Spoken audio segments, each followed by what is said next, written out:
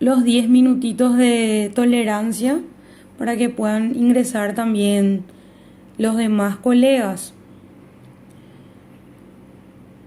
Bueno, voy a habilitar también mi cámara para que me puedan ver bien.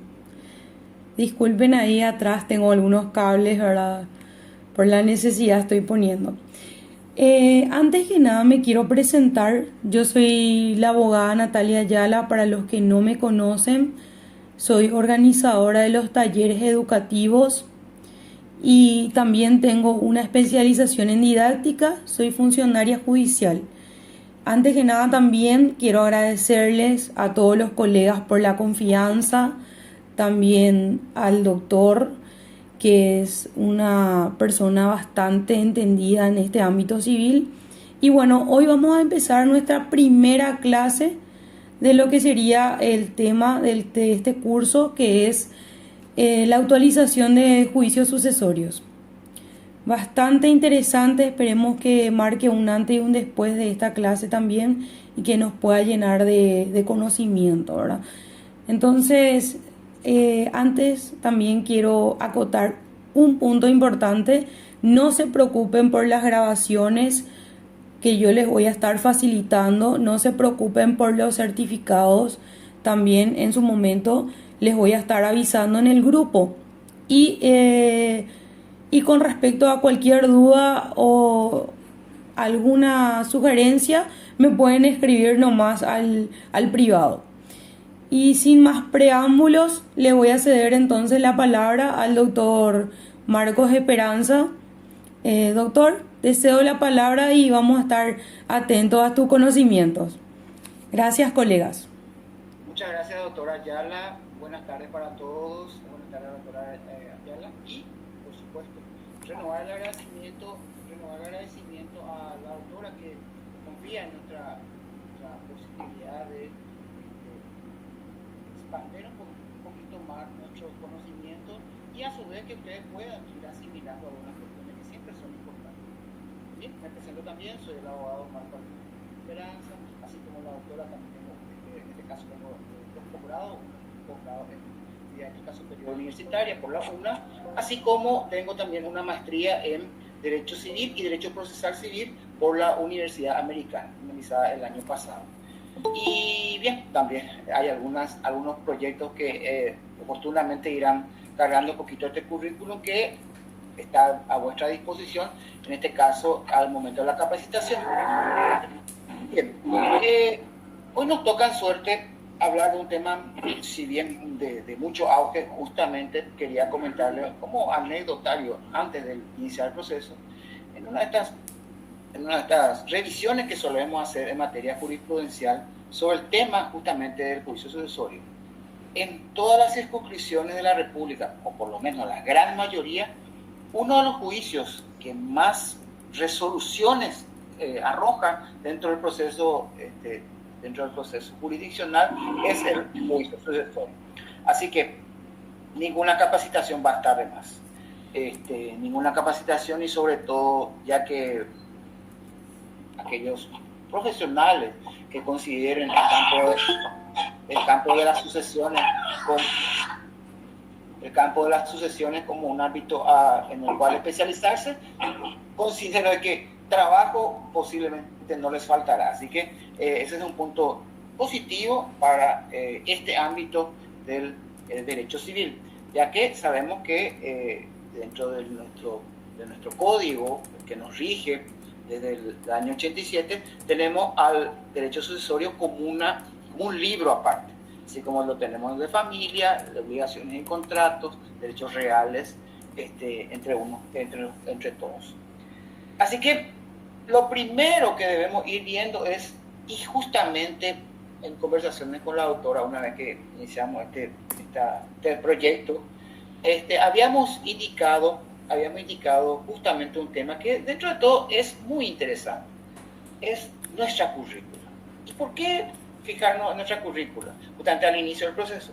Porque cuando ustedes observen la currícula, ustedes podrán tener ya al inicio de esta capacitación un elemento importante para que ustedes lo tomen como base, digamos, como estructura para llevar adelante un proceso sucesorio. De hecho, le diré que en la mayoría de nuestras, y si no es por decir el 100% de nuestras capacitaciones, gira en torno o se dirige en torno al ámbito procesal. ¿Por qué? Porque es lo que se pide. El tema de cómo vamos a hacer para llevar adelante el proceso. Entonces, más allá del tema de fondo, obviamente, el tema de fondo que siempre es importante, digamos, es la base del proceso, el cómo hacer. Y justamente esa es la base de nuestra capacitación. Y nuestra currícula, la currícula que proponemos desde nuestra cátedra, justamente se basa en eso, en el cómo hacer. Entonces, cuando hablamos de cómo hacer, nuestros juicios sucesorios los debemos de dividir en dos partes. Si bien la ley de regulación de honorarios profesionales, que es una de las leyes que hace una especie de diferenciación o, digamos, fraccionamiento en materia, en este caso de cobro, nos indica en cierta forma cómo podemos entender a los juicios. Habla de el inicio del proceso, la sentencia declaratoria y la adjudicación. Pero en puridad, nuestros procesos sucesorios dentro del ámbito de las normativas paraguayas se dividen en dos etapas. Dos etapas, que justamente es la que observamos en nuestra currícula. La primera etapa es una etapa estrictamente declarativa. Por lo tanto, lo que buscamos con esta primera etapa es justamente declarar la vocación hereditaria de aquellos llamados a heredar. Y en la segunda, la formación de la masa a los efectos de justamente adjudicar estos bienes o las parcelas que le correspondan a aquellos que hubieran sido declarados. Ciertamente, a veces no son los declarados los que se adjudican. ¿Por qué? Porque hay un proceso por el cual uno puede incluso ceder estos derechos a través de algunos instrumentos que vamos a justamente tocarlo en la charla del día de mañana. Entonces, decimos que, ¿y esto por qué es importante? Es muy importante en el sentido siguiente. A veces nosotros ingresamos, incluso al inicio del proceso, muchos profesionales hacen ya la denuncia del bien o de los bienes, la solicitud de la fracción de inventario, piden copia de título, etcétera, etcétera, etcétera. A los efectos, justamente de conocer cuáles son los bienes que van a ser afectados a la sucesión. Pero este tiene un proceso, digamos, de fácil obtención, información de fácil obtención a través de los informes de registro público, que al final van a ser lo que nos van a llevar adelante la formación. Si bien algunas variaciones pueden tener durante el proceso, pero es esencialmente el informe que nos puede otorgar el registro público. Así también como el registro del automotor, tal vez registro de armas, informe de los bancos, etcétera, etcétera. Pero más allá de eso, es justamente un elemento muy importante, que es el informe de poseer bienes del causante. Muchas veces los profesionales, no sé si por el apuro, sí, tal vez un poquito por el apuro, ¿verdad?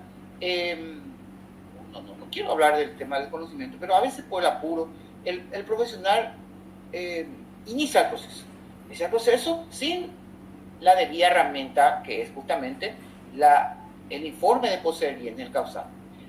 Entonces allí empezamos con un pequeño problemita, porque de hecho, para determinar la competencia, no la jurisdicción, la competencia dentro del proceso sucesorio, nosotros tenemos que tener ese informe.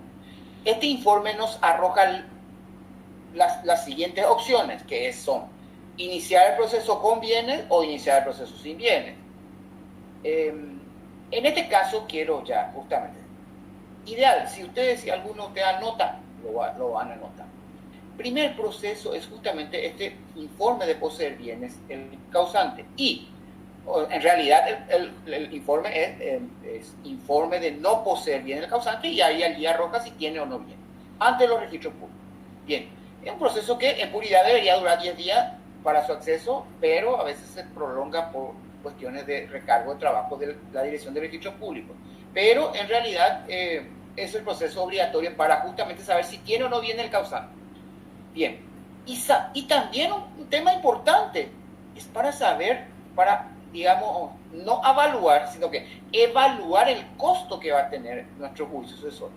Nosotros no vamos a hablar en esta charla sobre cómo sacar costos, etc. Eso queda a cargo de la doctora Ayala, si por ahí ella está interesada. Yo normalmente aconsejo, si es que quieren oír o si desean entender un proceso de regulación de honorarios, actúan con alguna capacitación que pueda darlo un juez. ¿Por qué? Porque son los jueces los que van a dictar al fin y al postre el costo del juicio.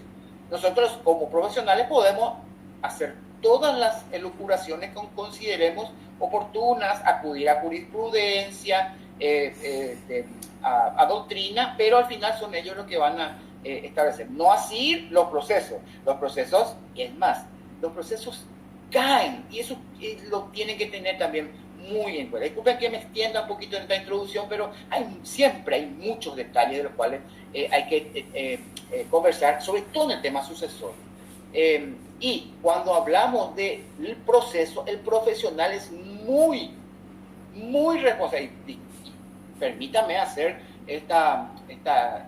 digamos, este acentuado, es muy importante, porque muchas veces en algunos foros en los que participamos elevamos nuestra queja sobre el tema de la morosidad jurisdiccional, pero nosotros los profesionales también somos muy responsables, no solo del buen funcionamiento del proceso, sino también del mal procedimiento, del mal funcionamiento del proceso. Por ello, tienen que tener en cuenta siempre eso. Entonces, sí, los profesionales que conocemos un poquito, estamos, digamos, en condiciones de indicarle a ustedes cómo ir adelante en los procesos. No así aquello que es netamente jurisdiccional.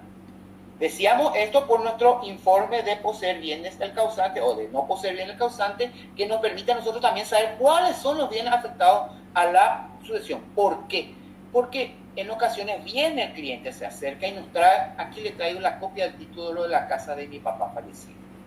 Muy bien, muchas gracias, eso es interesante, le dan una lectura, pero necesitamos saber qué bienes tiene el causante. Pero acá yo le traigo el título, ¿por qué usted va a pedir otro informe?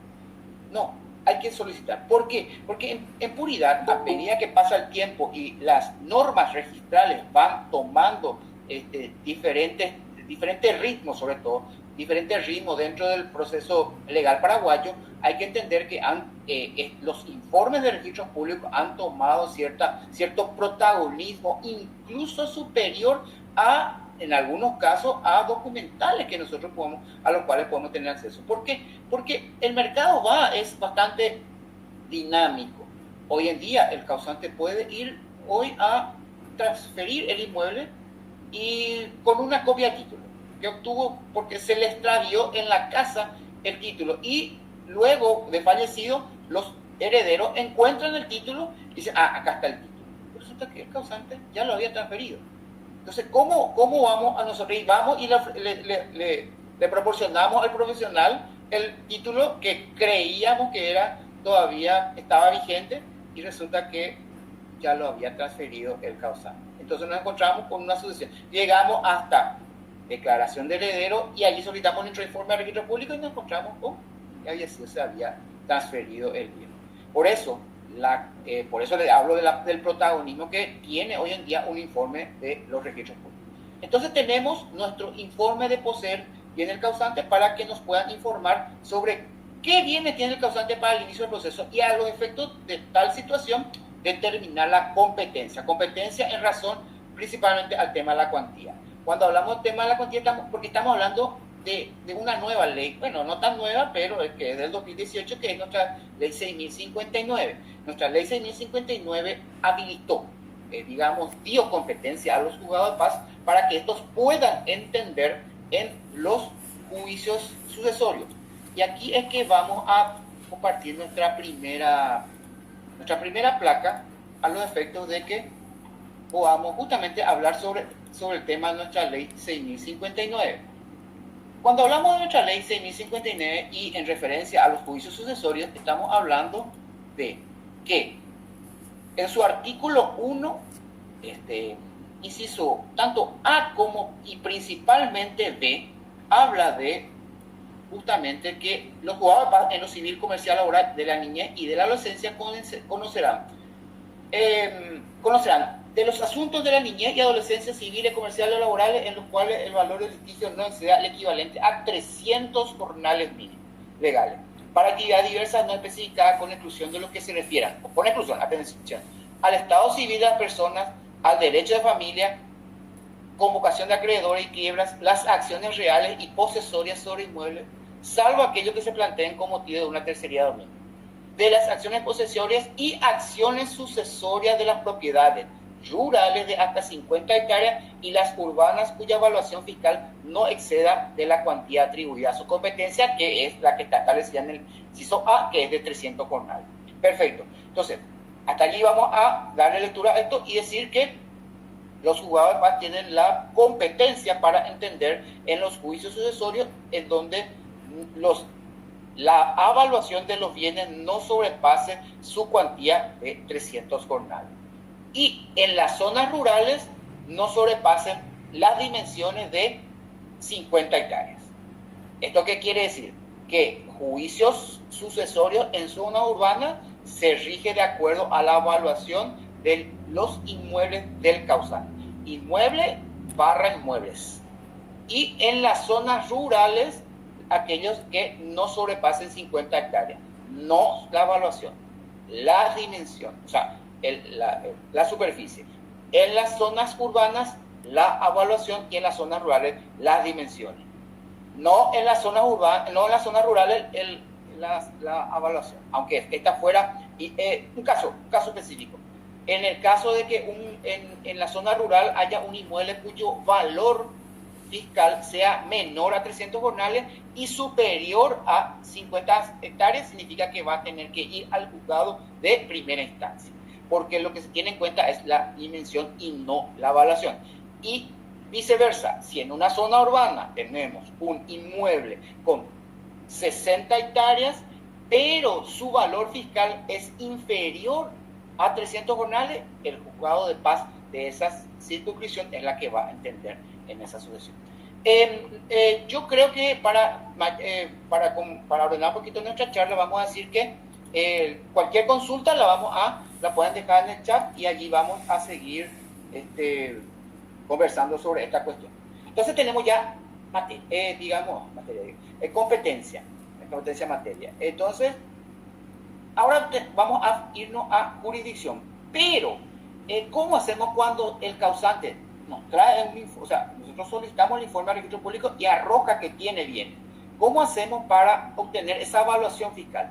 Esa evaluación fiscal tiene un organismo encargado a los efectos de que pueda determinar la cuantía, que es el Servicio Nacional de Catastro, a través de un pedido que lo puede hacer un profesional inscrito en el Servicio Nacional de Catastro al efecto de solicitar la evaluación. Y allí se arroja. De hecho, uno puede incluso observar la evaluación a través de la página de la Secretaría. Pero el informe oficial es un informe que nos provee también el Servicio Nacional de Catastro.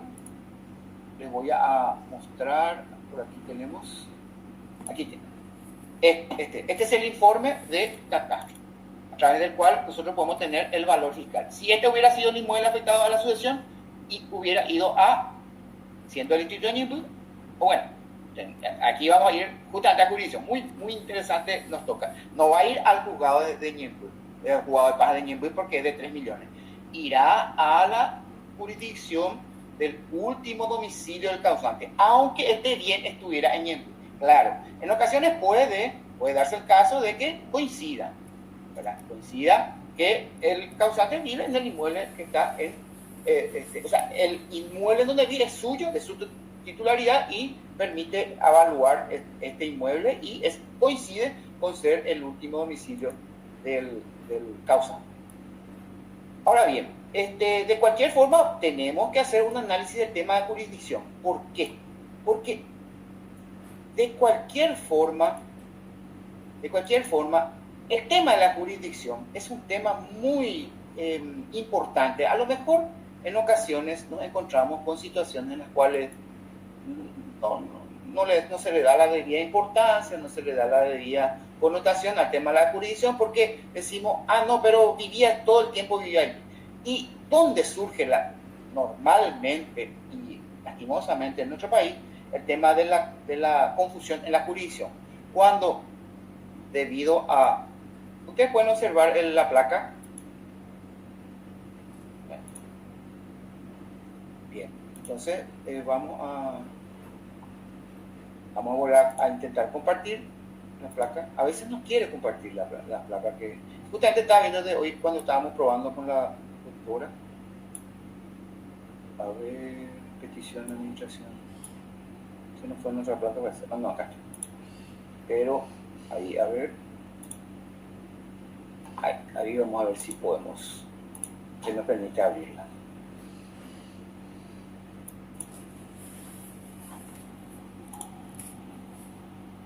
A ver.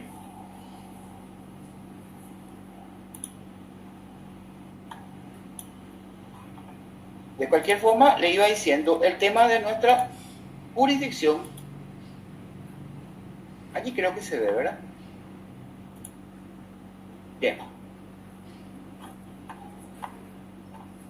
Aquí tenemos un detallado. Otro detalle importante para nuestra charla es todas estas placas. Yo les voy a compartir a la doctora Natalia y ella le va a saber llegar a ustedes. Le va a saber hacer llegar a ustedes y, no sé, por algún mecanismo de conexión que tengan con ella y para que lo puedan entender mejor. Pero claro, le damos a la explicación correspondiente. ¿Dónde se establece que el último domicilio del causante debe ser la jurisdicción que entienda? O sea, el juez de esa jurisdicción deba entender en el juicio sucesorio. Tenemos que en el artículo 2447 de nuestro Código Civil establece que el derecho hereditario se rige por la ley del domicilio del causante al tiempo de su fallecimiento, sean nacionales o extranjeros. Sus sucesores. Los inmuebles situados en el país se regirán exclusivamente por las leyes de la República. La jurisdicción sobre la sucesión corresponde al juez del último domicilio del causante. Y decía lo siguiente en razón a la confusión. Ocurre que el causante vivió toda su vida en el Paraguay y resulta que fallece en el extranjero. Bien, fallece en el extranjero y ¿cuál es la jurisdicción que debe entender? Debe ser el último domicilio del causante, que es la República del Paraguay. Fue en un caso, digamos, fortuito o sorpresivo, tuvo que ir al extranjero y falleció. Entonces, su último domicilio es el territorio de la República y la sucesión se tiene que llevar a cabo aquí. Ok, allí tenemos una cuestión. El certificado de defunción va a ser del país donde fallece. Entonces, allí nosotros tenemos que ir buscando opciones para acreditar la situación en la cual él vivía como último domicilio en el territorio. Normalmente, el instrumento que utilizamos es justamente la información sumaria de testigos, que sí es aplicable en este caso. ¿Por qué? Porque justamente son testigos que conocen que el mismo estuvo viviendo hasta tal fecha en el territorio. Y, digamos, uno puede hacer un cálculo rápido, si no es mucho el tiempo que estuvo viviendo en el país a donde fue. Entonces, sí, falleció en realidad en el país o fue... Incluso uno puede adjuntar algunas pruebas, como ser algún documento, si fue en realidad en un hospital que falleció, si fue fortuito algún informe forense o algún informe de autoridades del país donde establece que él falleció en ese país de manera fortuita. Entonces, corroborar, porque muchas veces esta información sumaria de testigos se mal utiliza queriendo por torcer incluso cuestiones legales que no son atendientes al caso. Pero en este caso sí corresponde porque cuando se presentan testigos a corroborar que el mismo vivía allí, corresponde el vecino, digamos la persona que lo conoce, etcétera, etcétera. Entonces sí es factible. Entonces, esos son los instrumentos que utilizamos y debe ser en el último domicilio del causante. Una cuestión también muy importante, dice, falleció en el extranjero, pero tiene bienes en el Paraguay. Dice, entonces, como dice la última parte del 2447, como lo están leyendo, los inmuebles situados en el país se regirán exclusivamente por las leyes de la República. Sí, así mismo, es así mismo. Pero el juicio sucesorio se tiene que llevar adelante en el último domicilio o sea, en la jurisdicción del último domicilio del causante. Si él estuvo viviendo en el extranjero, el juicio sucesorio se tiene que llevar adelante en ese país, y una vez recaída sentencia, se trae esa sentencia al Paraguay porque el mismo tiene inmuebles en la República, y proceder a justamente el reconocimiento de esta resolución extranjera dentro del Paraguay. En realidad, más que reconocimiento, ejecución de esa resolución extranjera en el territorio de la República a los efectos de que afecten a los bienes inmuebles situados dentro del territorio. Ese es el procedimiento. En más de una oportunidad nos hemos encontrado con un montón de detalles, o sea, de criterios, de que se tiene que realizar en el Paraguay, pero él vivió en el extranjero, se pueden hacer sucesiones en los dos países, etcétera, etcétera, etcétera. No, en realidad hay una sola sucesión, porque imagínense dos sucesiones, una en un país y otra en otro país, y que tengan, digamos, resoluciones diferentes. Allí entra el caos jurídico. Entonces, no, una sola sucesión en el último domicilio del causante, y esa resolución recaída en ese país se trae al país donde están los bienes y se ejecuta. ¿Qué significaría esto? Sí, significa una sentencia declaratoria en el país del último domicilio del causante, y la formación de la masa en relación a estos inmuebles en nuestro territorio. Bueno, o sea, no he observado mucho todavía. Creo que en Asunción hace un tiempo, justamente en la 17, no recuerdo bien, surgió una cuestión de esta índole, y solicitaron un informe a registro público para saber cuáles eran la recomendación que ellos daban en relación a si es que ellos qué resolución aceptarían, si la resolución del extranjero o la resolución de aquí. Ellos están dispuestos a aceptar la resolución del país de origen, pero por supuesto con el correspondiente tratamiento en nuestro territorio. Un certificado de adjudicación en el país literalmente también es una resolución judicial, porque sale, bueno, para nosotros un AI y un equivalente para el país donde se realizó el juicio, y se tiene que llevar adelante una ejecución de la resolución, una ejecución de esa resolución extranjera. Esto está regulado en nuestro Código Civil, les digo, para que ustedes le puedan dar una lectura de cómo se procede con resoluciones judiciales de tribunales extranjeros. De hecho, así mismo está titulado el título, el capítulo, ¿verdad?, de la ejecución y eficacia de sentencias dictadas por tribunales extranjeros. Y está regulado a partir del 532 del CPC en adelante. Así que ese es el procedimiento si la jurisdicción fuera el último domicilio de causante en el extranjero. Ocurre esto porque a veces sí ocurre, disculpen la reiteración, ocurre que la persona va y vive un tiempo en el extranjero y fallece. Digamos, vive sus últimos días y bueno, ocurre. Y decía lastimosamente porque del país hubo un tiempo, ahora tal vez no tanto, pero hubo un tiempo que salía mucha gente, ¿verdad? Salía mucha gente del país, iba a vivir en el extranjero y fallecía allí, ¿verdad? Y la asociación se tiene que llevar adelante allí. Y es más, hay mucha gente que se fue a trabajar allá y envía el dinero y se compran bienes a nombre de esa persona que está en el extranjero. Entonces, y fallece allá. La asociación se tiene que hacer allá porque es el último domicilio del causante allá, y la ejecución se tiene que hacer aquí. Tal vez no haya mucha práctica, pero en algún momento esto va a evolucionar. El derecho sucesorio está madurando muy rápido, de hecho está en una etapa mucho más madura que otras acciones, como son, por ejemplo, la acción de obligaciones de escritura pública, de desalojo. Son juicios que son acciones que van madurando. Vamos a cumplir cerca de 40 años de Código Civil nuevo y Código Procesal, y ya va a ser un tiempo, 35, ya es un tiempo importante para ir madurando. Tal vez con unos años más esto ya va a ir naturalmente maduro, y las resoluciones van a ir creciendo con el correr del tiempo.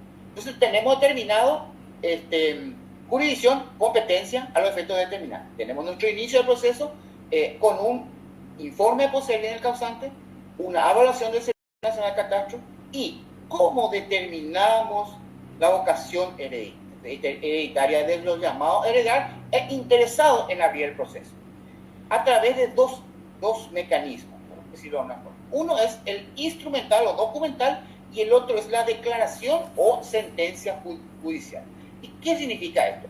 Esto significa que nosotros podemos acreditar nuestra vocación hereditaria a través de un documento expedido por el organismo encargado de recabar, de compilar los datos civiles de las personas, que es el registro civil de las personas.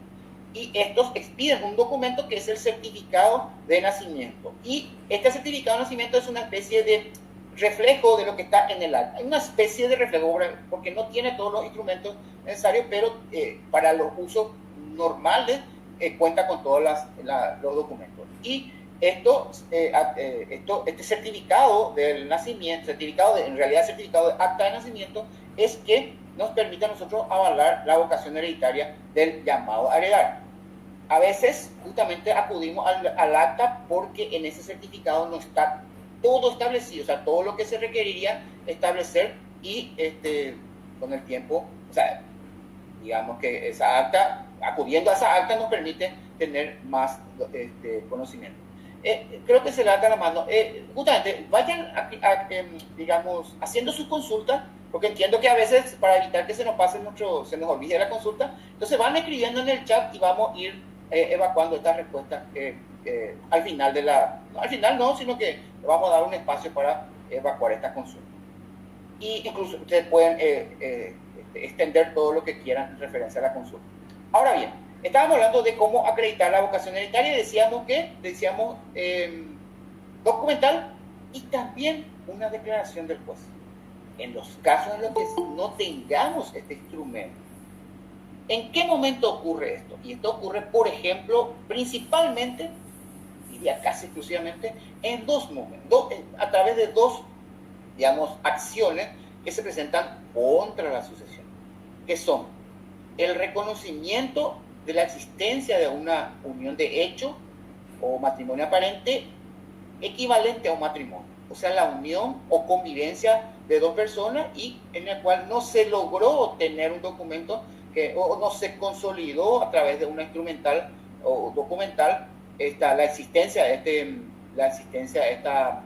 esta unión. Entonces, después de fallecido, se busca la opción, a través de una acción, de lograr este reconocimiento. Y la otra es la acción de filiación, que lo que busca es el reconocimiento como hijo o como descendiente de la persona, digamos, llamada a heredar. Vamos a ver nuestra placa aquí. Bien. En la acción de filiación, nosotros tenemos regulado dentro del Código Civil cuáles son los requerimientos para esta acción de filiación. Los hijos tienen una acción para ser reconocidos por su padre. Esta acción es imprescriptible e irrenunciable. Significa que se puede presentar en cualquier etapa. Digamos, en cualquier etapa hasta 10 años después de la posesión de los bienes hereditarios por parte de aquellos que llamados a heredar. O sea, hay un límite que está establecido no por la acción propiamente dicha, sino por otra acción que es justamente la acción de petición de herencia, que también la vamos a tocar el día de hoy porque en realidad afecta un poquito a nuestra sentencia en relación a que amplía la sentencia. Porque también hay que tener en cuenta que una de las características de la sentencia declaratoria de heredero es justamente la posibilidad de ampliar. Ahora bien, el 234 regula, digamos, la cuestión de fondo. Y el 235, que es una especie procesal, o sea, una especie de normativa procesal, establece cómo hacer para probar la existencia de vínculo entre el llamado a heredar y el causante. La posesión de estado de hijo se establece por la existencia de hechos que indican la relación de filiación o parentesco, como ser que se haya usado el apellido de la persona de quien se pretende ser hijo, que aquella le haya dispensado el trato de hijo y a su vez lo haya tratado como padre o madre y que haya sido considerado como tal por la familia o la sociedad. Estos son los requisitos para validar la acción de filiación, principalmente contra, post-mortem contra un causante, ya que si bien es factible, la tecnología nos permite hacer un estudio de ADN que debido a la, digamos, a lo anterior, ya muy, digamos, pasado de nuestra legislación, en aquel tiempo no había la posibilidad de hacer un examen, o sea, no se consideraba la posibilidad de hacer un examen de ADN para determinar la filiación ya biológica de una persona con respecto a otra. Entonces, se torna factible hoy en día hacer un examen de ADN. Incluso no tengo conocimientos médicos, pero sé que se hacen estudios observados de ADN con respecto no solo a una extracción de sangre, también a otros, pero bueno, claro, algunos, digamos, las tomas tienen que ser a personas vivas. En ocasiones también se hacen, digamos, exámenes de ADN a parientes, al hermano, por ejemplo.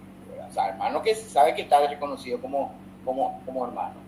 Pero aquí habría que ver, aquí tendríamos que entrar un poquito en una cuestión, que no quiero entrar hoy, que es el tema probatorio. Entonces, porque aquí estamos hablando de una prueba pericial en puridad. Entonces, no quisiera entrar a demasiado a hablar sobre el tema, pero sí, es factible hacer un examen de ADN y es factible dentro de esta acción de filiación, que es un juicio que va por fuera con respecto a la sucesión, es factible ofrecer este examen pericial médico como prueba. Y solicitar, por supuesto, el examen. Hay que tener en cuenta varios detalles. ¿Qué pasa si el hermano se niega? ¿Qué pasa si es el único hermano? ¿Qué pasa si no? O sea, por eso el tema probatorio es complicado en cierta manera. Pero el artículo 235 nos establece claramente un margen por el cual uno puede llegar a probar esta filiación. Ahora bien, en referencia a la unión de hecho, nuestra ley 192 es la que le regula. Si bien también ustedes podrán observar normativas o regulaciones, digamos, regulaciones establecidas dentro del Código Civil, estas fueron modificadas por la 192, que establecen los mecanismos, los 4 años de convivencia o el nacimiento de un hijo. Allí está un poquito más cerrado el ámbito, solamente que tenemos que probar los 4 años. Allí hay una cuestión que hay que hacer un estudio acabado dentro del marco probatorio, porque también de hecho es un juicio de características ordinarias, o sea, de procedimiento de conocimiento ordinario contra la sucesión, que tiene un procedimiento especial. Pero estos juicios son de conocimiento ordinario. Y como verán, están regulados en 83, 84, 85. De hecho, la ley 192 establece incluso un derecho sucesorio del concubino. O sea, del concubino. Digamos, pero al hablar de concubino, hablamos de una persona que fue declarada como concubino. O sea, debe haber una resolución.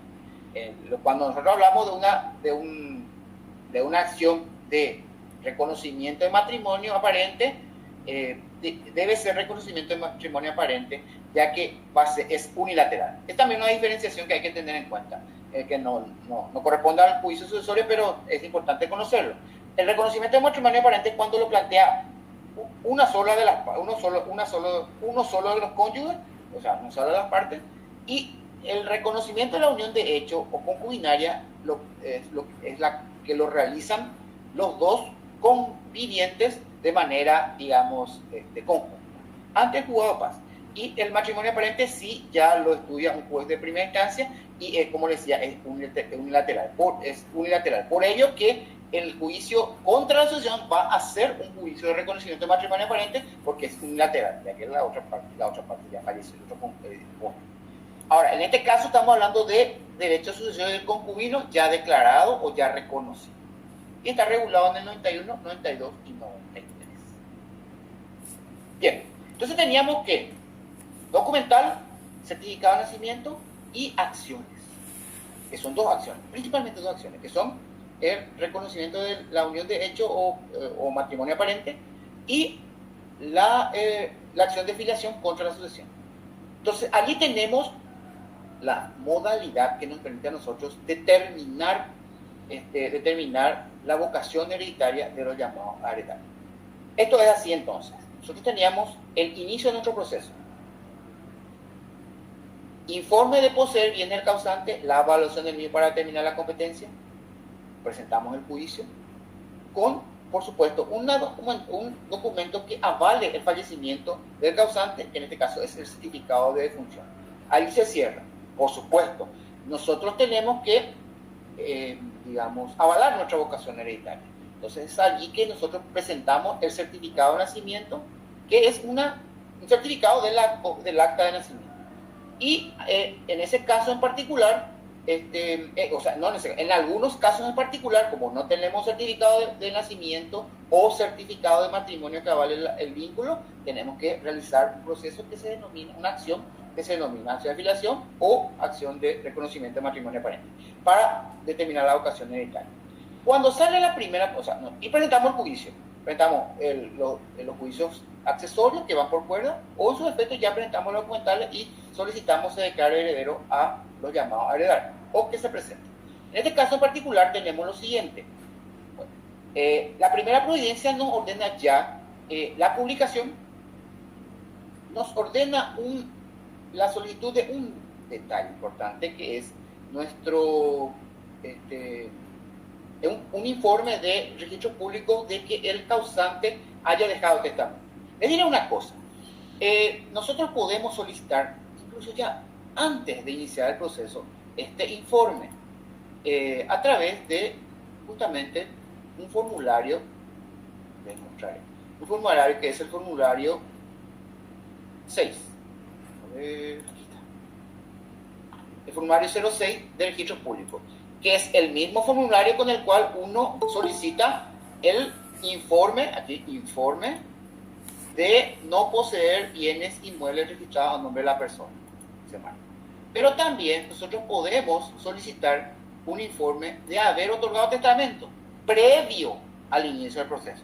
Yo sé, muchos profesionales dicen, pero ¿para qué vamos a gastar? Claro, cuesta 30.000 guaraníes, sobre todo el pago de la casa. Dice, ¿para qué vamos a gastar, doctor, si esto ya en la primera providencia sale, como le está diciendo, la primera providencia sale, y el juzgado va a pedir y ellos hacen todo?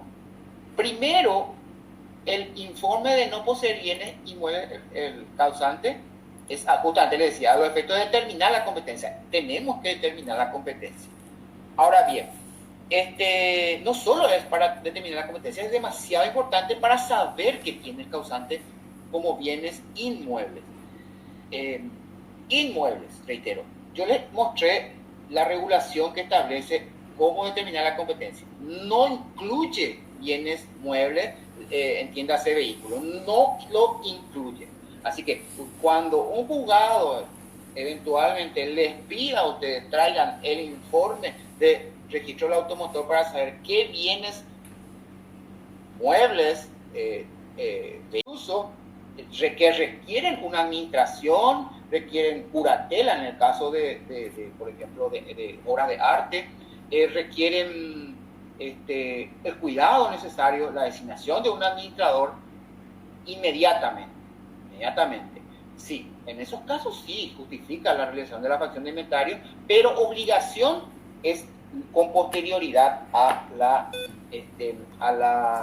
sentencia aclaratoria.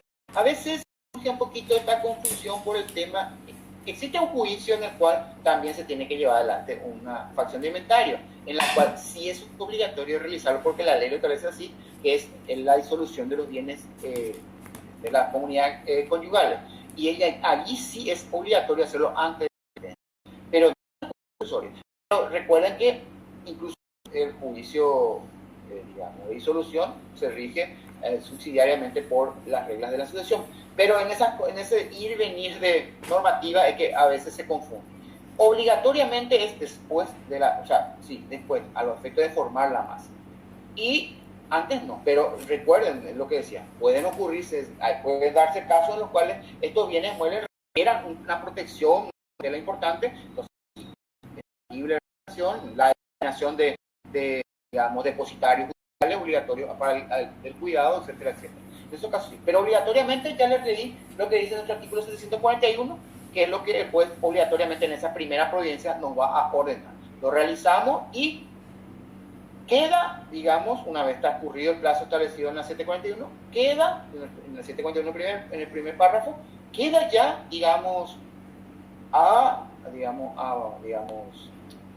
prerrogativa del juzgado para la declaración de heredero. Claro, siempre dentro del impulso que el profesional lo realice. Previa vista al fiscal, o sea, previa vista al Ministerio Público. Entonces, aquí nuestra currícula nos indica un tema importante. ¿Cuál es la función del Ministerio Público? ¿Por qué? ¿Por qué debemos, por qué se tiene que correr vista al Ministerio Público? Porque el juicio sucesorio es un juicio de orden público, en el cual está comprometida, pero mucho más que en otros, están comprometidos los intereses del Estado, o sea, Estado como sociedad, y es por ello que el Ministerio Público tiene la obligación de intervenir, bajo pena incluso de nulidad.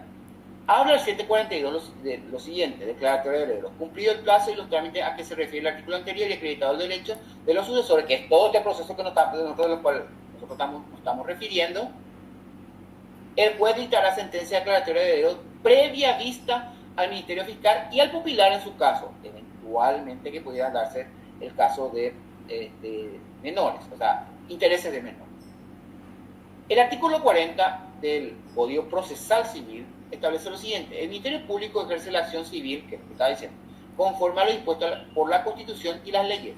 El juez que entiende en una causa en que deba ser parte un representante del Ministerio Público, porque es de orden público, dispondrá que se le notifique en la forma establecida por este código. La falta de intervención del Ministerio Fiscal en los procesos en que es parte acarreará, lo que le decíamos, a su pedido, la nulidad de las actuaciones. El no correrle vista al Ministerio Público acarrea la nulidad de las actuaciones en las cuales deba el mismo dictaminar, que en puridad es todas las actuaciones. No solo el pedido de declaratoria de heredero, sino que todas las actuaciones. Entonces, es por eso que el Ministerio Público tiene la obligación de intervenir en los juicios sucesorios, por mandato de la ley, pero principalmente porque es un juicio de orden público y está digamos, comprometido los intereses del Estado. Es más, en ocasiones podemos tener, imagínense, juicios, justamente lo que estábamos también hablando con la doctora Ayala, el tema de los tipos de sucesiones. Nosotros hoy vamos a tocar estrictamente, hoy, mañana y pasado, estrictamente las sucesiones intestadas. Existen otras dos modalidades sucesorias, que son la sucesión testamentaria y la sucesión vacante. Y dentro de esa sucesión vacante, básicamente es aquella sucesión en la cual no existen herederos, en donde el Estado es el que va a ser beneficiado, entre comillas, por los bienes que le pertenecen al causante. Una vez que el Ministerio Público dictamine que corresponde declarar vacante la sucesión, es que la Procuraduría ingresará a formar la masa como representante del Estado, a formar la masa y a determinar y adjudicar al Estado dicha masa. Bien, entonces, dicho esto, tenemos a nuestra vista al Ministerio Público y eventualmente que pudiéramos nosotros como profesionales cerrar el círculo y que todo esté en regla para determinar la vocación, nada de lo bien, determinar la vocación hereditaria de los llamados a heredar, es que el juez está, o sea, el juicio está en autos para la resolución del juez. Bien, hay otros detalles que son muy importantes en este proceso, digamos, en este proceso de acreditación de la vocación. Hay un tema que justamente ahora, antes de salir del tema del Ministerio Público, que es y que en cierta forma el Ministerio Público precautela los intereses de la parte, o sea, bueno, de su parte en este caso, recuerden, de su parte, no de los, porque las vistas que se recorren al Ministerio Público en ocasiones dicen, bueno, pues ellos están precautelando el juicio. Claro, están precautelando el juicio en pos de los intereses del Estado. En realidad, el profesional es el que tiene que velar por la calidad documental o procesal del juicio en favor de su cliente. Entonces, aquí tenemos un detalle. Lastimosamente, nuestros jueces son muy apegados al dictamen fiscal, pero bueno, de a poco se puede ir rompiendo también esa modalidad. En el cual, por ejemplo, los certificados de nacimiento se observan ciertas peculiaridades. Por ejemplo, fue reconocido por uno solo de los cónyuges. Y allí surge un problema porque de repente pues el cónyuge fallecido, o sea, si bien es su padre o se considera su padre, no lo reconoce. O sea, no es que no lo reconozca, sino que en el certificado de acta de nacimiento no aparece, no aparece como, digamos, como reconocido por este padre causante, por el padre fallecido. Y allí surge un problema porque hay que ¿cómo hacemos para conocer si hay o no filiación? Y allí es que se acude al acta de nacimiento. Hasta allí todo bien, acudimos al acta de nacimiento y resulta que el padre sí asistió, solamente que la madre llevó el documento y le puso que solamente la madre lo reconoció. O incluso posterior, puede darse el caso de que se haya hecho una filiación posterior, o sea, fue reconocido con posterioridad, y es que allí solamente se trajo en el certificado las constancias del acta anterior. Pero ¿qué pasa, por ejemplo, en el caso de que la madre lo reconozca, pero ella estaba casada con el padre, o incluso en ocasiones solamente el padre lo reconoce? ¿Y cómo puede ser? ¿No tiene madre? No le reconoce la madre, porque la madre no va al registro civil, porque recuerden que el procedimiento es que los dos padres deben ir. Entonces, o incluso una vez que no tengamos, que los dos padres no vayan, no se reconoce y va a tener que ser por vía judicial. Esto creó mucha polémica últimamente. Yo les voy a compartir, quiero que ustedes guarden estas, son jurisprudencias muy interesantes. Voy a compartir con ustedes justamente una jurisprudencia de la quinta sala. A ver un poquito. Esta es, una jurisprudencia de la quinta sala que establece que existía un decreto en el año 1947, aquí mucho, sí, basada en la ley 58 del año 1914, y un decreto que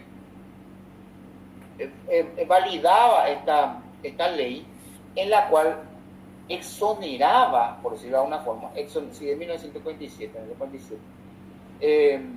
exoneraba al... Sí, acá, 46. El decreto de ley 11.665 del año 46, que exoneraba la declaración de uno de los cónyuges a los efectos del reconocimiento. Entonces, cuando en un caso dado, en este caso particular, si bien es una jurisprudencia del Tribunal de Apelaciones de la Ciudad de Asunción, es bastante útil y muy interesante a los efectos de justamente en los casos en los que le mencioné. ¿Qué pasa cuando, si bien uno sabe que son padres, hoy en día están pidiendo también libreta de familia? Pero la libreta de familia es una libreta básicamente también que puede llegar a estar incompleta. Entonces, establecía que a través de esta, se establece que la vigencia de este decreto, en el cual en aquel tiempo, o sea, en aquellos tiempos principalmente, hasta la vigencia de nuestro nuevo Código Civil y sobre todo hasta la nueva ley, sobre todo a partir de la vigencia de nuestra nueva ley del registro civil, es que todos aquellos que están, digamos, haya una exoneración de que solamente uno de los cónyuges podía reconocer y era válida la afiliación por parte de ambos cónyuges. Y es lo que reconoce esta jurisprudencia, claro, porque en este caso estamos hablando de un heredero reconocido antes de la vigencia de nuestra nueva ley del registro civil. Entonces, por eso les comparto esta ley, esta jurisprudencia, que ustedes podrán tenerlo y entender, para entender mejor esta situación. También hay tengo una resolución de primera instancia que es muy útil, no es jurisprudencia, no establece jurisprudencia, pero es muy útil a los efectos de su lectura, que también le voy a compartir a la doctora Ayala para que ustedes puedan ir conociendo esta situación. Y esa es una situación que proviene principalmente de la vista que hace el Ministerio Público a los efectos de determinar la vocación hereditaria, del análisis, por decirlo de alguna forma, del análisis que hace el Ministerio Público para determinar la vocación hereditaria de las partes que asisten a la sucesión. Recuerden una cuestión que decíamos en referencia a nuestro artículo 741. cuando leíamos, decía, la notificación por cédula u oficio a los herederos denunciados que tuvieran domicilio conocido en el país. Significa que se tiene que, digamos, establecer la vocación hereditaria de todos aquellos que fueron, o sea, que básicamente vinieron a solicitar la declaratoria de heredero. ¿Esto qué significa? Pueden ser, como dice el artículo 741, pueden ser notificados los denunciados. Pueden incluso no ser denunciados. Muchas veces ocurre, ¿verdad? Algunos herederos no quieren compartir la herencia y no lo denuncian. También está establecido la obligatoriedad de la denuncia de herederos conocidos.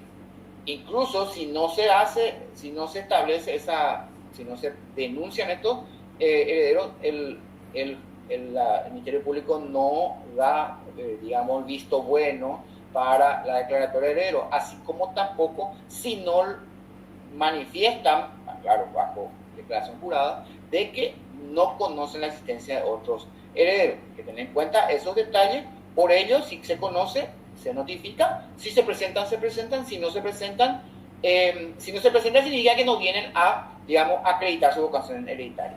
Podrían presentarse, pero si no acreditan su vocación hereditaria, no serán declarados. ¿Y cómo se acredita la vocación hereditaria? A través de estos instrumentos que le había indicado al comienzo del proceso.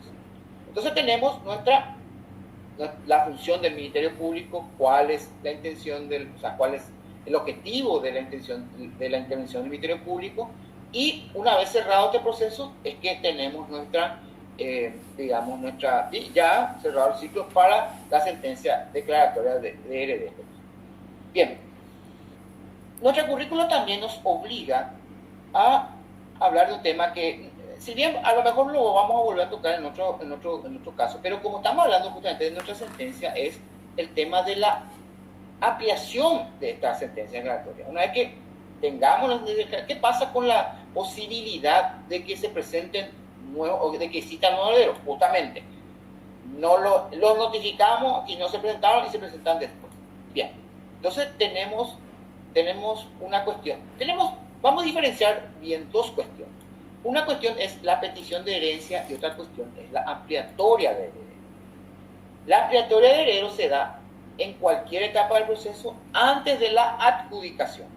Eventualmente siempre después de la sentencia, porque ¿cómo vamos a ampliar una resolución que todavía no existe? Entonces, tendría que ser desde la sentencia hasta la adjudicación. Pero como el artículo dice en cualquier momento del proceso, entonces estamos hablando desde la sentencia hasta la adjudicación, tal AI de adjudicación.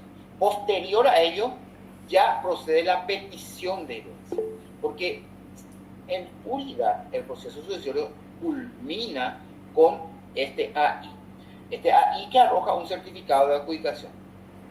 Este AI, una vez firme, hace cosas juzgadas dentro del proceso sucesorio.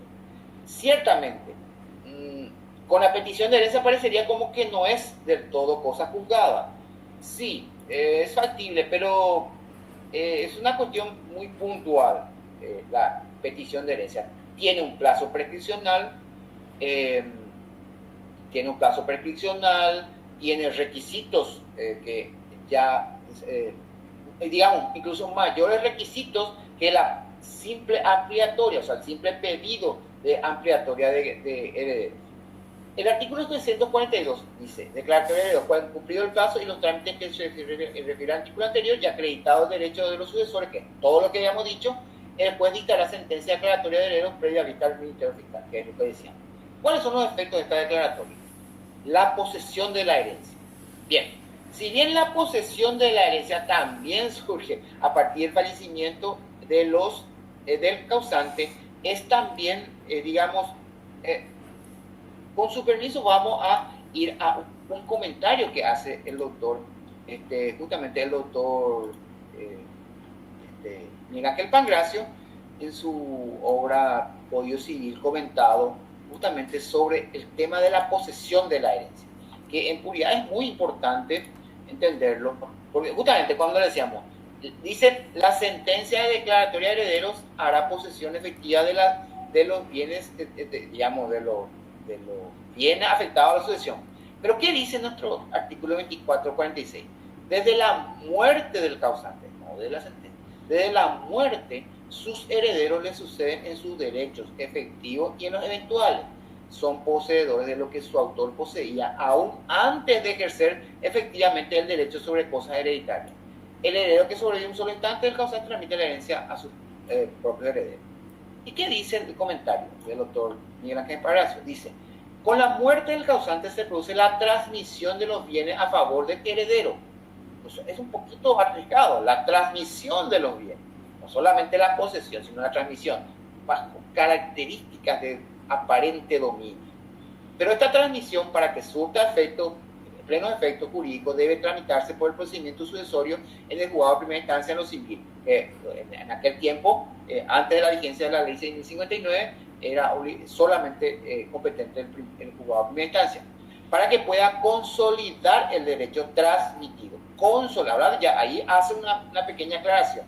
De lo contrario, ahí hace ya una cuestión más puntual. De lo contrario, los herederos aparentes de grado más remoto ante la inacción de los herederos más próximos pueden proceder a iniciar el juicio sucesorio y una vez concluidos los trámites, transferir estos bienes a terceros de buena fe, quienes consolidarán sus derechos en perjuicio de los herederos más próximos por la negligencia de esto.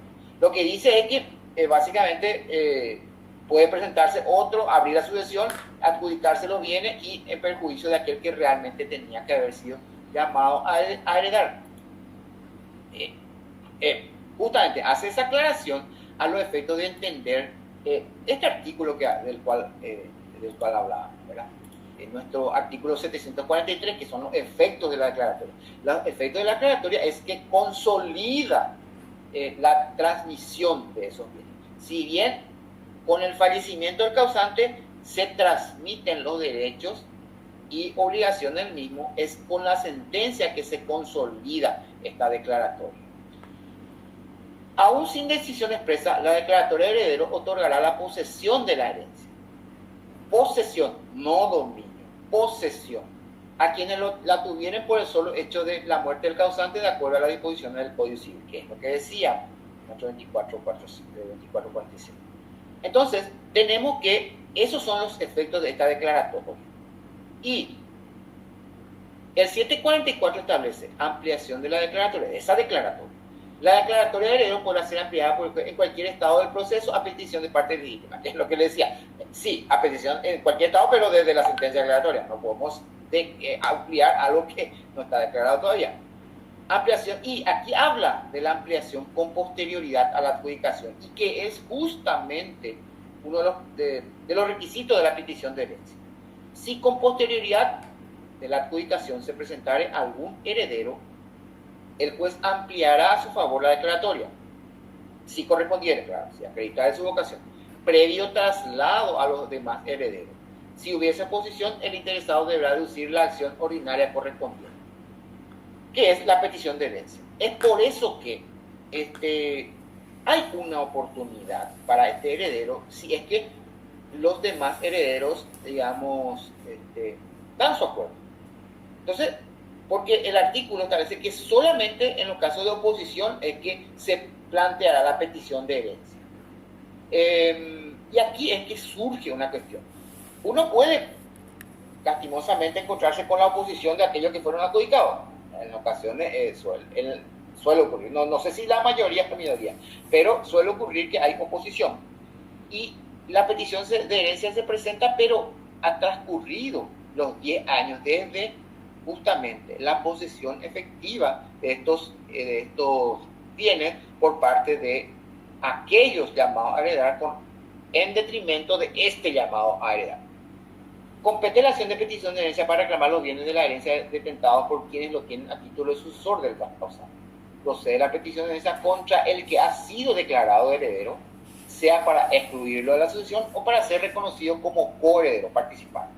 El que por contrato adquiere del poseedor de bienes hereditarios toda o una parte alícuota de la herencia queda equiparado al poseedor hereditario en sus relaciones con los herederos. Esto también habla del tema de los, digamos, aquellos que obtienen un derecho en virtud a un instrumento, una cesión de derecho, un contrato, etcétera, etcétera.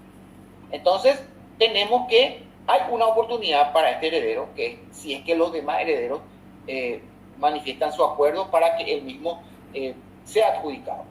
Pero si hay oposición, debe ir por el juicio de petición de herencia. Y aquí tenemos para compartir una jurisprudencia muy interesante sobre, a ver un poquito, sobre,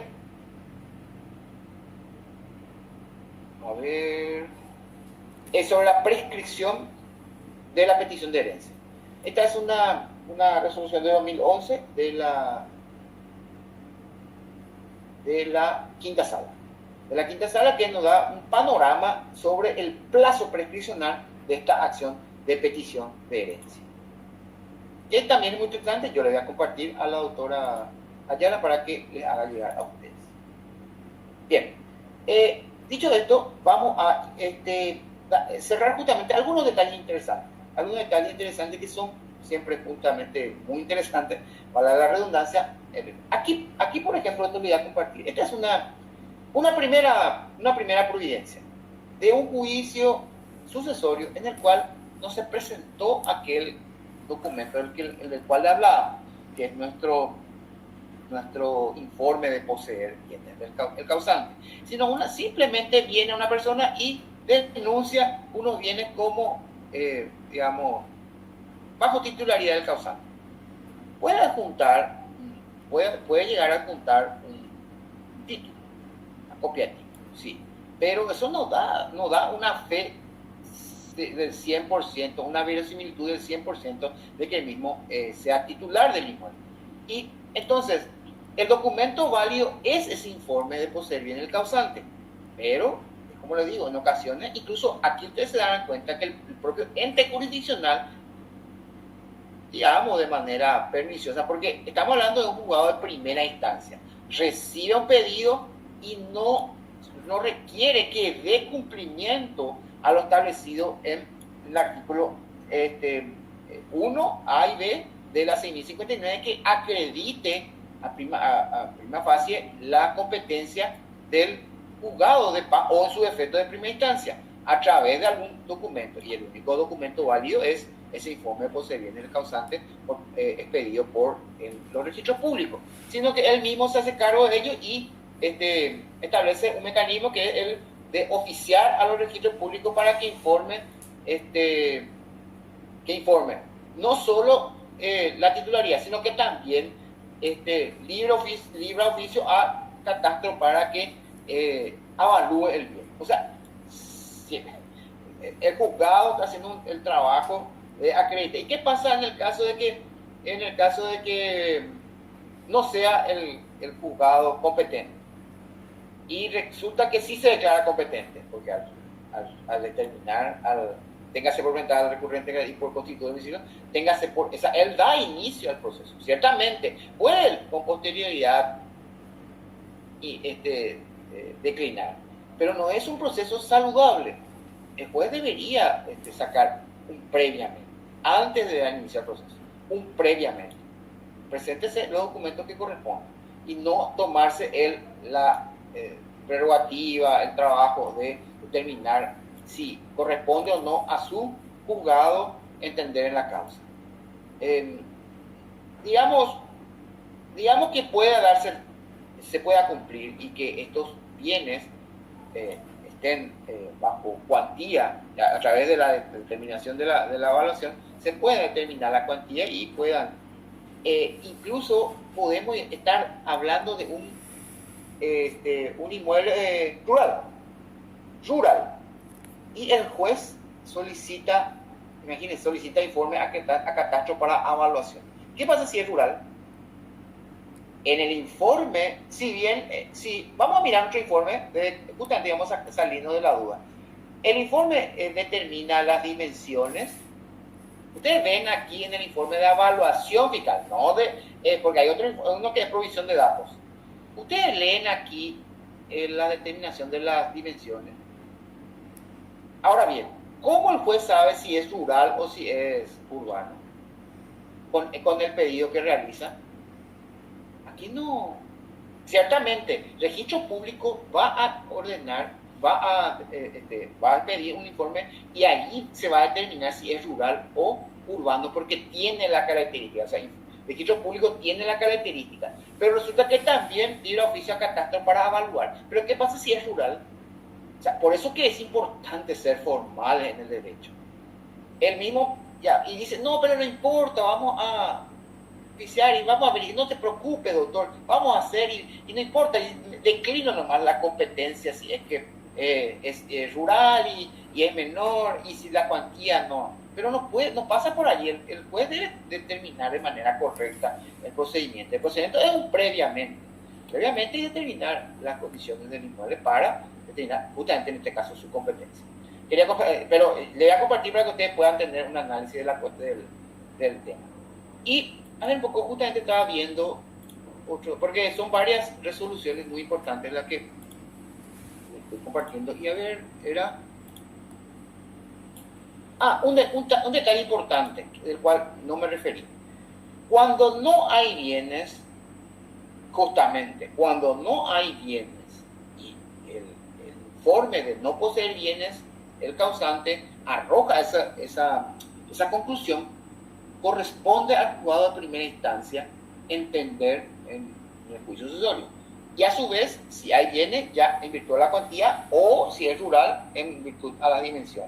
Entonces, ¿y eso dónde está determinado? Y está determinado por una jurisprudencia que la Corte Suprema de Justicia resuelve en virtud a un estudio que hacen ellos de la vigencia de nuestra ley 6.059/2018, que yo les comparto y ustedes van a tenerlo como elemento importante. Porque a veces también los propios juzgados de paz, ¿verdad? Como en este caso, pero cuando eso no había mucho conocimiento, dice, pero no tiene bien, entonces le corresponde al juzgado de paz, porque la cuantía es cero. Y bueno, no funciona así. La determinación está dada, de hecho, hay que tener en cuenta que la interpretación, la última interpretación, obviamente la tiene la Corte Suprema de Justicia a los efectos de poder conocer el criterio, que al final va a ser el último en materia jurisdiccional. Entonces, hemos abarcado toda la amplitud de nuestra currícula para el día de hoy. Mañana vamos a tocar el tema de la formación de la masa. Sentencia declaratoria y a partir de ahí formar la masa, evaluar, liquidar, forma de liquidación. Se puede partir antes de la liquidación, antes de la adjudicación, se puede llevar a adjudicación en condominio, luego a partir se puede. La partición es o no, en la partición rige las reglas del condominio o de la sucesión. Vamos a hacer ese análisis mañana. En fin, hasta ahí. Luego la tercera, ya lo que ustedes ven en la currícula, que son las acciones conexas: acción de población, reducción, indignidad, desheredación, también un poquito petición de herencia nuevamente, etcétera. Si me olvidó en algún punto pero vamos a revisar, por supuesto, nuestra currícula y terminarlo. No, quiero nomás simplificar porque creo que hay una variada y muy importante cantidad de preguntas. Así que vamos a ir analizando estas preguntas y vamos a ir evacuándolas. ¿Qué pasó? Ya contestamos. Ya tomamos. Doctora, ya no sé, yo voy a leer nomás, le voy a dar una lectura a las preguntas y ir respondiendo. Creo que va a ser más práctico. Sí, doctora, adelante.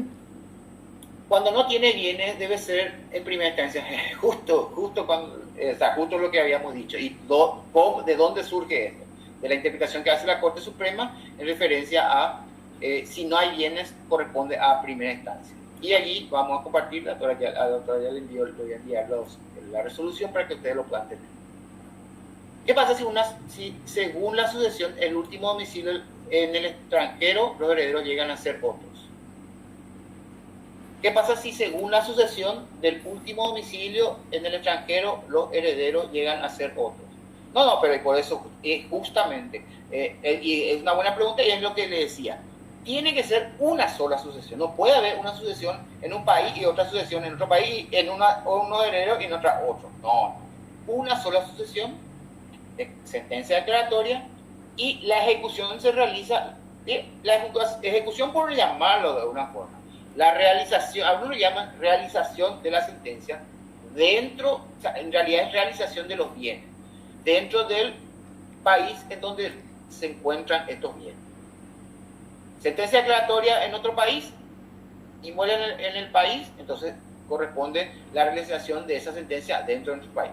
O sea, básicamente tenemos una sentencia declaratoria y a partir de allí formarla. Por eso nuestra currícula, se dan cuenta, nuestra currícula se parte en dos, que es vocación hereditaria y formación de la masa. Entonces se puede hacer vocación hereditaria en un país y formación de la masa en otro país.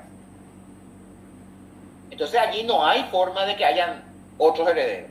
Estos son los herederos y ahora usted me dice, sí, pero resulta que aquí en el país se abrió una sucesión. Bueno, allí veremos una cuestión, allí hay una choque de competencia y no corresponde realizar, o sea, abrir la sucesión en el último domicilio del causante.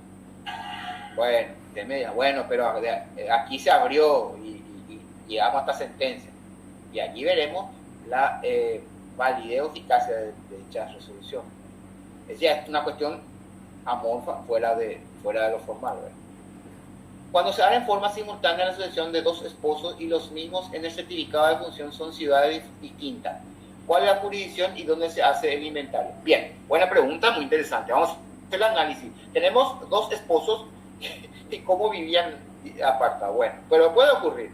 Pueden estar separados de hecho, ¿verdad? Pueden estar separados de hecho. Y se debe abrir la sucesión de una persona, se tiene que abrir en el domicilio, en la jurisdicción del último domicilio del causante. Si hay dos domicilios diferentes, son dos sucesiones diferentes. Ustedes me dirán, ¿se puede abrir y acumular ambos en un mismo? Se puede. Pero en este caso, quienes abren y los sucesores tienen que establecer el artículo 4 de nuestro Código Procesal Civil, que es le voy a leer para que podamos entender de qué estamos hablando, de una cuestión procesal. Prórroga expresa o tácita de la competencia territorial, o sea, por parte de los llamados a heredar o de quienes hablan el proceso. La prórroga puede ser expresa o tácita, callarse o establecer expresamente. Será expresa cuando así convengan entre las partes, cuando se manifieste la posibilidad. Entonces, los llamados a heredar pueden decir, sí, vamos a abrir la sucesión en el domicilio, no en el domicilio, en la jurisdicción del domicilio del otro causante. Pero tiene que haber una prórroga expresa, o sea, se tiene que, por parte de los llamados a heredar. Entonces se abre y se acumula. Entonces ya nuevamente rige por la regla de la acumulación. Pero se puede, pero tiene que haber acuerdo. Y si no hay acuerdo, se tiene que llevar a cabo dos sucesiones, uno en el domicilio en la jurisdicción del último domicilio de un causante y el otro en la jurisdicción del último domicilio del otro causante. Serían dos. Si hay acuerdo, se pueden abrir en una sola jurisdicción. Incluso se puede abrir la sucesión de los dos en la jurisdicción que los herederos determinen, en el domicilio de los herederos, o sea, en la jurisdicción del domicilio de los herederos, si hay un consentimiento de todas las partes. Cuando no haya bienes materiales sino otros derechos, el juez de paz es el competente. Bueno, justamente le dimos lectura. Solamente bienes inmuebles, no bienes materiales, bienes inmuebles. Solamente los bienes inmuebles son los que determinan la competencia. Si no hay bienes inmuebles, juzgado a primera instancia. Si hay bienes inmuebles dentro del rango de la cuantía del juzgado de paz, juzgado de paz. Y si sobrepasa ello, es juzgado a primera instancia. Y a su vez, si el inmueble es rural, de acuerdo a la dimensión, juzgado de paz o juzgado a primera instancia. Cualquier cosa me vuelve a preguntar si no se entiende. En las sucesiones en el extranjero, ¿cómo se homologa la parte de partición de herencia? Bueno, tenemos una sentencia declaratoria de herederos del extranjero y se tiene que realizar en el país. No le va a aceptar, el juez no le va a aceptar, de hecho, no va a estar inscrito en el país un bien inmueble de otro país. Entonces no va a poder realizar. Tiene que traerse, se tiene que traer esa sentencia declaratoria al país en donde está el bien inmueble. Entonces, dice cómo se homologa la parte de partición de herencia. Y por eso, O sea, no, el juez del país donde está la sentencia relatoria y no va a poder determinar sobre bienes que están en nuestro país. Se tiene que tener un informe de la existencia de bien dentro de ese país. No le va a dar, no puede, como juez de otro país, como nosotros, por decirlo, más práctico. El Paraguay, un juez paraguayo no va a poder determinar sobre bienes que están en Argentina. Resulta que el último domicilio del causante es el Paraguay y él tiene bien en la Argentina. ¿Cómo hacemos? Bien. El mismo tiene la competencia para determinar la vocación de los llamados a heredar porque el último domicilio del causante es el Paraguay. Pero no puede realizar bienes en otro territorio, en Argentina, por decirlo. Entonces los herederos tienen que llevar la sentencia y solicitar la ejecución, o sea, yo le llamo ejecución porque es lo que regula nuestra, no sé en la Argentina cómo podrán llamarlo, la ejecución o realización de esos bienes en ese país. Ellos piden informe al organismo correspondiente, se hace la evaluación establecida y allí se hace la partición. No una partición en otro país y aquí se homologa. No. Aquí a partir de la sentencia declaratoria, aquí y allá, o sea, en todos lados, sobre todo aquellos que firmaron el Tratado de Montevideo de 1940, ¿verdad? Claro, o sea, básicamente deben ser, porque justamente nuestro Código Civil, incluso nuestro Código Civil es una especie de, no digo copia, pero bastante similar al Código Civil, sobre todo argentino. Puede hacer caso de brasilero, puede hacer caso de bienes en Estados Unidos. Nosotros llevamos nuestra sentencia porque el último domicilio causante es el que corresponde. Pero no va a poder hacer la liquidación. El país, si en el país no tiene informe de no por la sola denuncia. Por eso es que la denuncia no hay que confundir, denunciar los bienes con esos son los bienes que van a ser partidos. No, hay que solicitar un informe a registros públicos para formar la masa. Por eso nosotros dividimos nuestra currícula en acreditación y luego formación. Se puede acreditar en un país y formar la masa en otro país. Y viceversa. Las acciones de filiación, reconocimiento de matrimonio, parente, etc. se hacen ante el mismo juzgado que lleva el proceso de sucesión. Sí. Salvo la acción de filiación de menores. ¿Cómo? Bueno, sí. Justamente aquí tenemos una resolución. Esta resolución es una resolución del 2022, de hace poco, en donde la Sala Civil, la Corte Suprema, estableció que el juzgado de la niñez y adolescencia es competente para entender en las acciones de filiación post-mortem de los menores llamados a heredar. Así mismo. Así que se tiene la sentencia. Es bastante llamativo, porque es así como la consulta del o la colega. En realidad, el juez competente debería ser el mismo juez de la sucesión, por mandato del Código Procesal Civil, pero en virtud a la interpretación de la Corte no es así. Entonces yo les comparto también esta resolución, ustedes no van a entender. Esta es una excepción. Como les decía, en este caso, en base a la pregunta que nos da va a hacer la colega, el colega, disculpe, en el caso de la afiliación de menores corresponde al juzgado de la niñez. Claro, hay un fundamento. El fundamento es que el juez de la niñez y adolescencia es el encargado de atender en los intereses de los menores. Ok. Y se respeta la resolución de la Corte. Podemos discutirlo todo, pero es la que corresponde. Perfecto, se escucha bien, perfecto, se escucha perfecto, seguro en internet, gracias. ¿Podés pasarnos esa jurisprudencia? Sí, puedo pasarle esa jurisprudencia. Vamos a pasar todas las que hemos compartido. Podría pasar aquí el número del decreto. Sí, y está en la resolución. Aquí.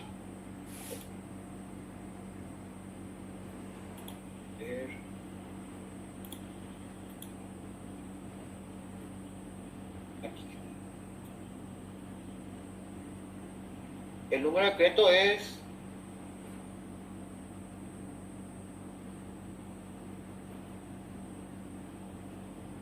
11.665 del año 1946. que es la normativa que debe ser tenida en cuenta por la magistratura para resolver la causa que se somete a su consideración. Y esta, en realidad, lo que hace es fortalecer la ley 50, o sea, la normativización que establece en la ley 58 de 1914.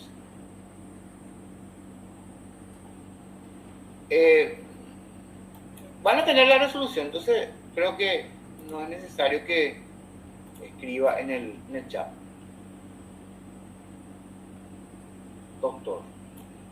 La ley de registro civil en su artículo 65, el hecho de hacer constar el nombre del padre o de la madre a indicación de ellos en la partida de nacimiento es suficiente reconocimiento de filiación. Perfecto, no hay ningún problema, pero solamente yo acudí hasta jurisprudencia, pero miren que esto es claro, a partir de 1988, pero ¿qué pasa con los anteriores? Entonces, justamente los anteriores, porque sí, es cierto, a partir de 1988 tenemos una nueva, bueno, no tan nueva ley del registro civil, pero antes de eso teníamos, porque existen también herederos que pueden tener, digamos, pudieron haber nacido antes del 88, entonces el que regía en aquel tiempo es justamente el decreto de 1946, digamos, decreto de 1946 hasta el año 88, y que vendría a ser lógico, ¿sí? ¿Tal? Sí. Es más, vamos a darle lectura a nuestro artículo 65, que dice el doctor Arnaldo Rivas, de nuestra ley 1288, para sacarnos de la vida. Bueno, en realidad para 1266, disculpe, del año 87 dice, pero en realidad creo que era a finales del 87. Decíamos artículo 65. Dice, el hecho de hacer constar el nombre del padre o de la madre a indicación de ellos en la partida de nacimiento es suficiente reconocimiento de filiación. Correcto. Solamente que antes de eso regía el decreto. Por eso nomás, o sea, porque ocurre que la fiscalía puede considerar que no es... y claro, de hecho, al no conocer la regulación, se puede. A partir del 88, sí. Es el 87, perdón, corre digamos, la eficacia de esa normativa. No se preocupen, yo le voy a ir pasando todo el material y grabación. Gracias. Buenas noches, doctores. Durante el juicio, si hay un inmueble de por medio, justamente, hablamos de dividir en dos nuestra sucesión. Vocación hereditaria antes y formación de la masa. Entonces, eso lo vamos a conversar mañana. Pero igual vamos a terminar la pregunta para ver si podemos contestar. ¿En qué momento los herederos pudieran ceder sus derechos a favor de un tercero? Justamente. Es una muy buena pregunta porque incluso, recuerden un tema, que el tema de la apertura de sucesión por parte de los acreedores. Esto lo pueden hacer. O sea, cualquier persona interesada puede abrir una sucesión. Pero hay que declarar heredero. O si no, se torna vacante. Y el acreedor no va a ser declarado heredero. ¿Por qué no va a ser declarado heredero? Porque no tiene vocación hereditaria. Porque eso justamente nosotros decíamos. Para acceder a la declaratoria tenemos que avalar nuestra vocación hereditaria. Y el acreedor no tiene vocación hereditaria. Él simplemente obtiene un derecho a partir de la declaración justamente de derechos al heredero. Y hay que entender bien esto porque, y justamente eso lo vamos a tratar el día de mañana, vamos a poner una llamadita justamente para hacer esta consulta en lo siguiente. Por eso que lo ideal sería que desde la sentencia declaratoria de heredero se pueda a partir de allí ceder ese derecho que fue declarado a través de una sentencia. Antes no, porque no sabemos si va a ser declarado heredero. Ciertamente es hijo del causante, que tiene su certificado de nacimiento, es muy difícil que ocurra algún problema, pero uno nunca sabe. Entonces, lo ideal sería a partir de la sentencia declaratoria de heredero. Y sobre todo, ¿qué pasa con ese acreedor? Ya llamémoslo acreedor al sesionar. Entonces, interesado, vamos a sacar la palabra acreedor, vamos a convertirlo en interesado. ¿Qué pasa con este interesado en los derechos de este cedente? Y resulta que él abre la sucesión y no lleva el proceso de manera tal y se declara vacante porque no se presentó ninguno de los herederos a acreditar la vocación. Ni él hizo el ejercicio correcto para acreditar la vocación hereditaria del cedente. Y se declara vacante y no hay heredero, no existe una persona que le pueda ceder los derechos. Entonces, ese instrumento, una cesión de derechos, se torna ineficaz. No se va a poder subrogar de derechos y no va a ser adjudicado. O sea, hay que tener en cuenta. Y la pregunta es muy buena, ¿verdad? ¿Desde qué momento? Es desde la sentencia declaratoria. Es cierto, usted me dice, pero doctor, nosotros tenemos sesiones de antes de la... Y sí, pero es más, algunos abren los juicios sucesorios con la cesión de derechos. Bueno, y después se verá. O sea, el juez puede aceptar la apertura, no hay problema, pero va a estar siempre sujeto a esa declaratoria y con el consabido problema del error de que no sea declarada la vocación hereditaria del cedente. Yo ojo con eso, porque a veces uno dice, sí, le notifiqué y no vino, sí, ya no es mi problema. No, sí es su problema como cesionario. Tiene que acreditarse la vocación hereditaria con una sentencia para que él tenga un derecho que pueda ser cedido al mismo. Al no declararse heredero, no hay derecho que le pueda ceder. Entonces no se va a poder subrogar esos derechos. Una vez la sentencia declaratoria de heredero, ¿ya se puede pedir desalojo? Pregunta. No. En realidad no se puede pedir desalojo porque si fuera en virtud a bienes del causante, la relación personal para que un desalojo proceda es del causante con el ocupante, voy a llamarlo poseedor, ocupante. Pero entiendo la pregunta va por el tema de la restitución del bien en favor de un tercero que está, poseyendo, incluso con ánimo de dominio, ese bien. No, debe existir una adjudicación debidamente inscrita ante los registros públicos para poder iniciar un proceso real, o sea, una acción real de reivindicación, porque no procede desalojo. El desalojo ya prácticamente, la acción de desalojo se extinguió porque el causante, que sí tenía una relación personal con el ocupante, porque se puede dar caso, por ejemplo, un contrato de alquiler, y resulta que sí, el causante tenía acción de desalojar al contratante, al locatario, pero al fallecer se extingue eso y pasa prácticamente a ser el locatario pasa a ser un poseedor. Ni siquiera ocupante precario, un poseedor, y bueno, allí se verá si él quiere salir o no. Sí, en esos términos, si quiere, hasta tanto se adjudique. Me dirán, ¿y no se puede designar un administrador? ¿Hay que precautelar los bienes del causante? Sí, se pueden dar medidas cautelares en virtud a los bienes del causante, pero estas medidas cautelares no pueden ir contra la posesión. No existe una forma de desmantelar, destruir, dejar de lado esa posesión, hasta tanto el titular del bien ejerza los derechos reales sobre el mismo. Ustedes me dicen, pero doctor, nos acabas de decir que se transmiten los bienes por el simple fallecimiento del causante y se consolida con la sentencia declaratoria. Sí, ciertamente hemos dicho eso, pero hay que tener en cuenta que también hay una jurisprudencia de la Corte que establece que para que la reivindicación proceda debe tener la adjudicación debidamente escrita a los efectos de que esta reivindicación proceda.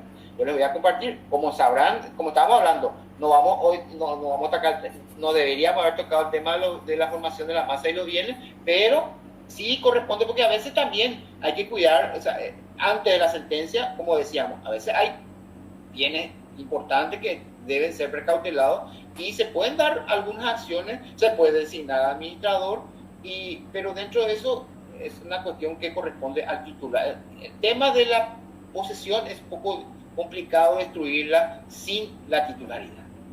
La Corte que establece tal situación.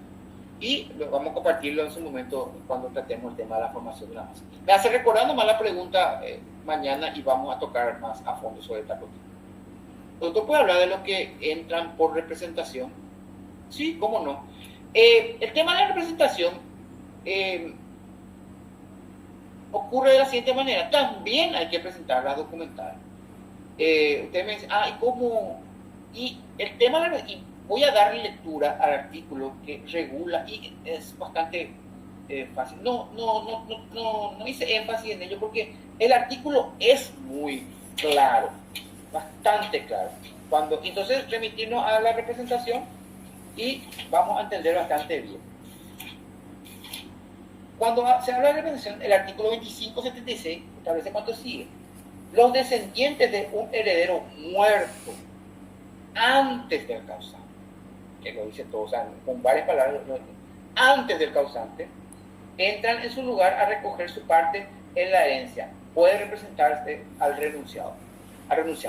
Entonces quiere decir que nosotros vamos a presentar dos certificados, un certificado de nacimiento y un certificado de defunción, en donde con un certificado de defunción de defunción del heredero muerto, acreditamos la vocación hereditaria por representación de este, digamos, heredero del premuerto antes del causante. Y solicitamos en su carácter de representación. Aquí tenemos un problema. O sea, actualmente estamos teniendo un problema también con el Ministerio Público, en razón de que el Ministerio Público en ocasiones pide la sentencia declaratoria para acreditar la vocación hereditaria con respecto a este premuerto. Y uno dice, pero ¿cómo si falleció antes y yo soy el artículo 27 es claro? Sí, por eso es claro. Pero normalmente el dictamen gira en torno a qué pasa con los demás herederos. ¿Qué pasa con los demás herederos que no se presentan y no indican que tienen derecho en virtud a este heredero premuerto? Dentro de ese marco es que normalmente ocurre esta disquisición con el Ministerio Público. En esos casos hay que entender una cuestión. Uno no puede obligarle a un heredero a presentarse. O sea, ciertamente tiene cierto criterio, cierta consideración el criterio del Ministerio Público, pero nadie puede obligarle. ¿Qué pasa si ciertamente hay un premuerto, un heredero premuerto, y viene uno solo de los herederos? ¿Y cómo sabe que hay uno solo? ¿Y cómo sabe que en realidad es el único? Entonces, yo soy del criterio particular de que se tiene que aceptar el derecho de representación en virtud a tal cuestión. Si se presenta uno y nada más. Y como el artículo es muy claro, por eso que no le doy mucho énfasis en la charla, pero es importante la consulta y es así. Simplemente se presenta porque ha premuerto. Y entonces allí volvemos a lo mismo, nuestra documental. Incluso se puede dar el caso de que no sea reconocido este heredero. Entonces, él va a plantear un juicio para acreditar su vocación hereditaria con respecto a la sucesión de quien falleció después de su padre, incluso de su padre que no lo ha reconocido. Entonces allí él va a tener que plantear un juicio y después le podrá otorgar, y allí se cotejan simplemente vocaciones hereditarias de lo mismo, ninguna cuestión de índole, lo que decía el criterio del Ministerio Público, de corroborar si existe otro heredero, de alguna forma, alguna notificación por edicto, etcétera, etcétera. No, con la simple presentación del documento, la representación está dada. Por medio de un contrato privado puede un tercero solicitar su subrogación. Vamos a tocarlo mañana. En una sucesión donde fallece la esposa y todos los bienes están a nombre del cónyuge superstite y un hijo interesado en iniciar, ya que la mamá en el año 1962 no forma de... Bueno, como sabrán, vamos a hablar mañana sobre el tema de los bienes. Vamos a ver si hay otras preguntas sobre vocación hereditaria, vamos a contestarlas, y si no, vamos a ir contestando estas preguntas. Según el Ministerio Público, pero me hacen recordar mañana la pregunta con respecto a bienes. Mañana es formación de masa y todo lo que conlleva ello, evaluación, partición, adjudicación a terceros, subrogación, etcétera, etcétera, adjudicación. Me lo hacen recordar mañana, por favor. De cualquier forma, no sé si la doctora ya hace un ejercicio y puede copiar esto, o sí, hacer un screen o algo así para que pueda hacernos recordarlo mañana. Según el Ministerio Público, la inscripción personal ante el registro civil no genera vocación hereditaria. ¿Cuál sería la salida legal para acreditar vocación hereditaria con el causante? Es un criterio. Acabamos de decir, o sea, no sé cómo explicarlo. Esta inscripción se corrobora a través de un acta y esa acta tiene un certificado. Nosotros presentamos eso y después valora. Hasta ahora no he encontrado ninguna unidad fiscal civil que diga, la inscripción no, ¿cómo dice? La inscripción personal ante el registro civil no genera vocación hereditaria. A no ser que usted me hable de una inscripción que uno mismo va y lo solicita. Por supuesto, el juzgado es de hecho va a decir reconocido por mí mismo. Y mis padres son claros. El juzgado, de hecho el registro civil no le va a permitir. Ahora, no sé a qué se refiere a inscripción personal, pero la inscripción personal de los cónyuges sí, justamente es la que, digamos, determina el vínculo y a partir de allí la vocación hereditaria. En realidad no es la inscripción la que genera la vocación, es el vínculo. Ese vínculo está dado por una inscripción. Esos serían los términos. No es la inscripción la que genera la vocación, sino el vínculo. Y el vínculo está corroborado por la inscripción. De ambos cónyuges, podría darse el caso de un solo de los cónyuges, puede darse el caso de simplemente el reconocimiento de uno de padre o madre. O incluso como se da en nuestro país, de un tercero que no es padre biológico. Doctor, tengo un caso, son 3 herederas y una de ellas solo fue reconocida en el certificado de nacimiento por el padre. Sí, pero en el acta de nacimiento dice que es hija natural de fulana y fulano, pero la fiscalía no me da lugar sobre mi cliente que hago filiación post-morte. Sí, en puridad debería ser, pero ¿por qué si en el acta dice fulano y fulano? Salvo que fulano y fulano, o sea, fulana o fulano no sea el padre reconociente. O sea, en el certificado dice uno y en el acta dice hijo natural de tal o cual, y que no es el mismo que lo haya reconocido. Allí sí hay un problema porque en realidad y justamente si la sucesión es del causante que establece en el certificado, no hay problema. Si no no está reconocido por quien dice en el certificado, entonces vamos al acta, y si en el acta es diferente, no hay caso. Ahora, se puede dar caso un error, no sé, un error, pero es difícil, son marido y mujer, es difícil, pero puede hacer caso un error. O sea, allí habría que ver una rectificación del instrumento público acta de nacimiento, pero ¿en base a qué? Bueno, se podría dar un caso. Entonces allí sí se realiza la rectificación, un juicio de rectificación de instrumento público acta de nacimiento, y bueno, y se normaliza. Pero en puridad tendría que ser una afiliación por mortem, pero aquí veo que parecería haber un error, ¿verdad? No sé por qué hay diferencia entre el padre que le reconoce y resulta que es hija natural de tal o cual persona, de fulana y fulana. Y bueno, por el tema de la famosa historia que aquí otras personas reconocen a hijos no biológicos. Y bueno, entonces ahí hay un error, ¿verdad? Y habría que ver, y bueno, en realidad aquí lo que tenemos que es justamente vincular el vínculo, establecer el vínculo a través o de una rectificación de esa acta o a través de la afiliación post-mortem. Pero en realidad parecería ser que son dos juicios. Uno de ellos tendría que proceder o la rectificación del acta o la afiliación post-mortem.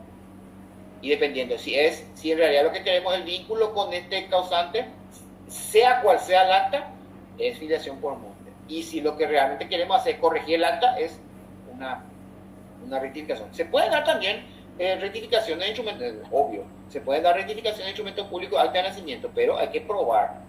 Las probanzas en este juicio porque a veces son un poquito, son los tiempos, son diferentes, etcétera.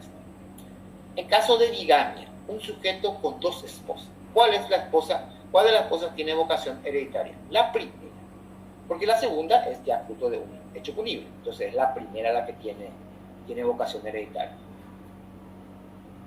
¿Cómo es el proceso para ejecutar? Supongo que estamos hablando de ejecutar la sentencia declaratoria, digamos, en el extranjero con respecto a nuestro país, o viceversa. Bueno, no voy a hablar sobre es la forma de ejecutar una resolución judicial nuestra en otro país, pero si una resolución del extranjero en nuestro país, se trae a la vista digamos, esta resolución y se solicita ejecución de resolución judicial. Y hacer una sentencia declaratoria de heredero, la que se pretende ejecutar, es que con un escrito se solicita la formación de la masa, denunciando bienes o solicitando informe de registro público. Entonces sería un escrito de ejecución de resolución extranjera y allí se procede a la formación de la masa y adjuntando la sentencia declaratoria de herederos. ¿Se entiende? ¿No se entiende? Me lo hacen saber. Si tiene bienes en varios países, una sentencia es suficiente para, digamos, formar la masa en cada país con respecto a estos bienes. Por supuesto, recuerden una cosa, yo no puedo, digamos, ajustar mis leyes a, por ejemplo, Estados Unidos, porque Estados Unidos incluso tiene otro sistema jurídico. Entonces tengo que acudir a ese país, llevar mi sentencia declaratoria y decirle, mire, yo tengo una sentencia declaratoria y hay bienes de mi fallecido en este país, necesito ejecutarlo. Y allí un profesional de ese país le va a decir cómo procede en ese país. Lo mismo un norteamericano que fallece en Estados Unidos y tiene bienes en el Paraguay. Va a venir, yo necesito una sentencia declaratoria de ese país. Yo no puedo abrir un juicio sucesorio de una persona del extranjero en mi país porque no me va a aceptarlo el juez, porque vive en Estados Unidos. Entonces, pero si tiene bienes aquí, entonces es ahí que me tienen que traer una sentencia declaratoria y yo la voy a ejecutar. Así como, de acuerdo a la pregunta que me habían dicho, ¿cómo ejecutar? Me traen una sentencia declaratoria y yo la ejecuto. O sea, presento al juez a un escrito, indico tales bienes están dentro del territorio, solicito un informe al registro público, se forma la masa y se adjudica a las personas, de acuerdo a esa sentencia declaratoria. Se la adjudica y se inscribe aquí, se inscribe y, digamos, terminó. Eso se puede ceder, muchas cosas pueden hacer, pero la formación de esa masa se hace aquí. Allí nosotros ya no estudiamos más, ya no abrimos la sucesión, ya no hacemos facción de inventario porque los bienes tienen que estar dentro del domicilio, y allá se tiene que hacer. De hecho, él no se va ni siquiera a exoneración porque pues ya no me va a dar una primera providencia de práctica de la facción de inventario. Porque no tiene domicilio en el país. Me pueden decir, y tuvo domicilio, ahí podríamos, ¿qué pasa si tuvo un domicilio y dejó bienes muebles? Habría que ir viendo, es un poquito más peregrina la teoría, pero puede darse también el caso. Puede darse el caso de que va y viene, vive allá, pero por eso dice último domicilio. O sea, va y viene, perfecto, pero el último domicilio es el que establece la jurisdicción. Entonces, y me hace, sí, pero acá y viene. Y bueno, en ese caso, si hay bienes, justamente dentro del escrito vamos a formar la masa y vamos a denunciar estos bienes. Y allí tenemos que probar que estos bienes muebles, estamos hablando de muebles sin título, no tiene ningún documento, pero nosotros sabemos que es porque él va y vive aquí porque tiene un departamento que alquila, pero allí tiene muebles. Bueno, hay que ir viendo si podemos corroborar, básicamente acreditar que estos bienes muebles son de esta persona. Se debe legalizar. Sí, en puridad. En puridad la legalización se hace en el país de origen, tanto legalización como apostillado, para que tenga validez en el país. Aquí. ¿Cómo se procede? ¿En qué sentido, Nilva? ¿Tiene alguna otra pregunta anterior?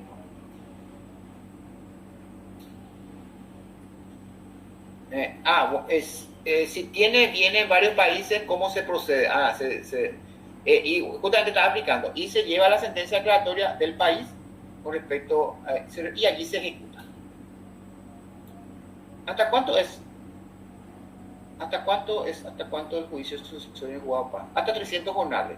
El jornal está a 103.000 y algo, ¿verdad? Y eso por 30 hacen cerca de 30 millones. Así que la evaluación fiscal del inmueble debe sobrepasar ese monto para que pase a primera instancia. Y si no sobrepasa, es en el juzgado de paz. Eso, la suma de los bienes inmuebles. Puede haber varios bienes inmuebles. Y si la suma sobrepasa, entonces es primera instancia. Doctor, si tendría alguna jurisprudencia sobre exclusión de heredero, en este caso del cónyuge por separación de hechos. En este caso, tendría que existir el reconocimiento de matrimonio aparente. Bueno, vamos a ir viendo eso. O sea, no, en esta batería no tenemos. Tendríamos que ver si es que tenemos alguna jurisprudencia sobre el tema. No siempre hay una jurisprudencia. O sea, no siempre todo se ha resuelto, ¿verdad? Doctor, el informe de no poseer bienes solo pueden pedir los herederos. No, de hecho no lo piden los herederos, lo pide el provisional. De hecho, es un provisional acreditado ante los registros públicos. Y muy interesante la pregunta, ya quiero aprovechar un tema que justamente sobre el cual estuve conversando con la gente de registros públicos. En ocasiones, disculpen que me extralimiten el tiempo, ¿verdad? Pero es muy importante esto. En ocasiones, uno puede solicitar un informe de condición de bien, un informe de poseer bien del causante, de no poseer bien del causante, y arroja que no tiene bien. ¿Por qué? Porque el archivo de registro público está desfasado. Eso es categórico. O sea, ya lo hemos hablado con la gente de registro público, está desfasado. Entonces, actualmente hay una disposición del registro público que establece que si eventualmente uno sabe de la existencia de bienes fehacientemente, con el título, con un informe de condición de dominio, y el informe de no poseer bienes arroja que no tiene bienes, se puede acercar dentro del plazo de 3 meses sin apelación, porque recuerden que este informe es una resolución administrativa, básicamente administrativa, y puede ser objeto de apelación o reposición o apelación. Entonces, al ser una resolución, puede ser objeto de apelación. Esa apelación se estudia nuevamente en el registro público, uno adjunta los documentales o datos que considera importantes para rever esta resolución, pero para evitar justamente este recurso es que el registro público habilitó 3 meses de tiempo para la modificación de este informe. Entonces uno se acerca al registro público con el informe negativo, normalmente negativo en cuanto al informe, y presenta los documentales que establecen que tengan en su poder los profesionales, estableciendo de que sí existe bien. Se hace la revisión manual, y allí se corrobora si realmente este bien está o no afectado a su título. Si no está afectado a su título bajo su titularidad, bueno, allí se verá qué pasó. Puede ocurrir incluso hechos punibles de falsificación, inscripción fraudulenta. Allí se abre un abanico de un montón de situaciones que puede darse. Pero es importante tener esa consideración, ese informe es importante, porque uno dice, no, pero eso sale nomás, así como lo estoy diciendo, está desfasado el archivo. Entonces uno va hasta la sentencia, allí pide un informe, y resulta que el informe nuevamente sale que no estaba en titularidad. Y para evitar todo ese proceso, y resulta que al final puede ocurrir el caso de que el causante lo vendió, y ellos, los herederos, no se enteraron. Y bueno, y de hecho ya en el informe poseer bienes ya se informó de que no era bajo. Pero uno abre la sucesión, a veces, discúlpenme, pero le diré que los profesionales a veces, no se preocupen, vamos a abrir nomás la sucesión y después vamos a pedir al final, al solo efecto del cobro. Bueno, no hay que caer en ese tipo de práctica. Hay que pedir el informe, corroborar, y por eso que les decía, el juez es el que pide el informe. El profesional lo debe pedir para corroborar la existencia o no de bienes, para tener la valoración de la masa, etc. Es importante ese informe, y le doy ese dato. Si el informe arroja que no tiene bienes, pero que ustedes saben como profesionales, porque vieron los instrumentos, ustedes pueden acercarse dentro de los 3 meses a corroborar sin necesidad de recurso de apelación contra la resolución. Los trabajadores con quienes el causante tienen deuda indemnizatoria, la demanda laboral lo hacen ante el juez de la sucesión. Estos son bienes, así que vamos a ir, porque en realidad se ejecuta contra los bienes. Entonces lo vamos a tratar el día de mañana, don Amado.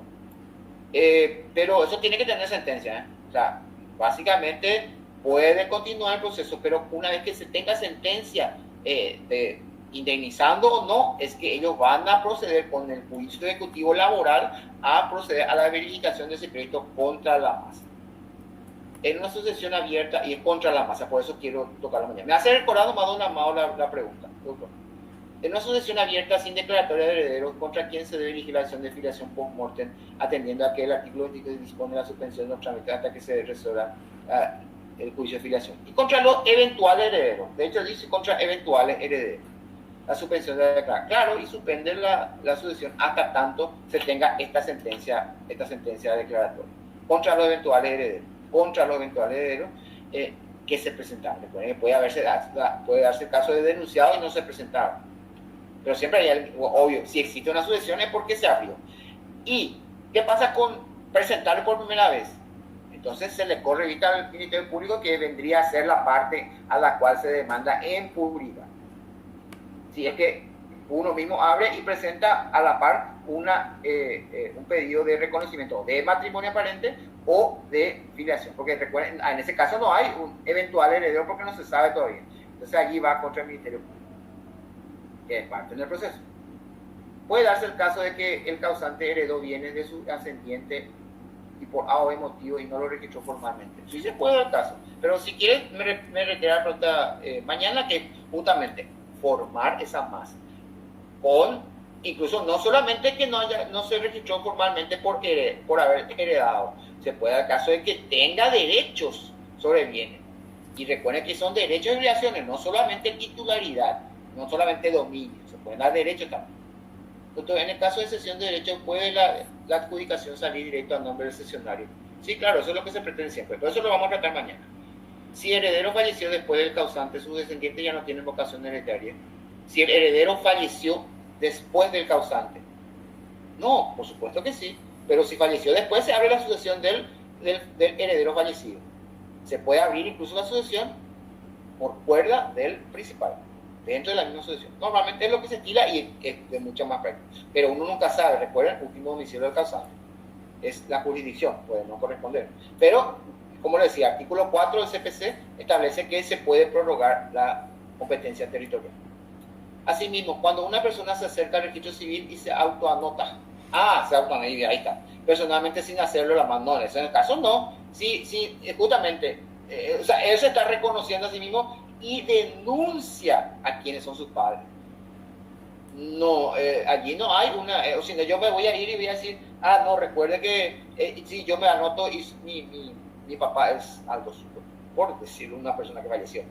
Y, compartirlo. Sí, eso no genera, sí, correcto, y decía inscripción personal.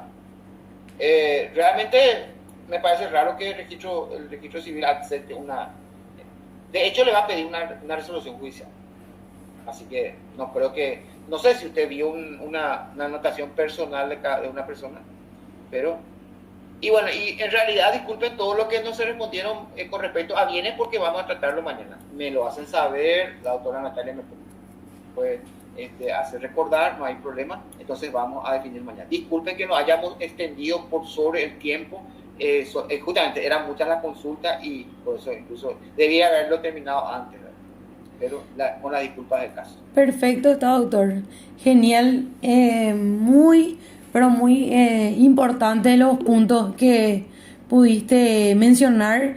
Estuvo muy nutritiva la clase y bueno, vamos a esperar ansioso entonces la clase de mañana. No se preocupen como ya les reitero nuevamente, por las grabaciones ni los materiales del profesor. Ya él me va a estar facilitando y yo les voy a estar enviando respectivamente a ustedes. Y más que nada agradecer por la participación, y no sé si vamos a habilitar nuestras cámaras para una foto, ¿verdad? Entonces, una pequeña foto, podemos habilitar nuestras cámaras y vamos a culminar para luego encontrarnos el día de mañana, ¿verdad? Para la próxima clase.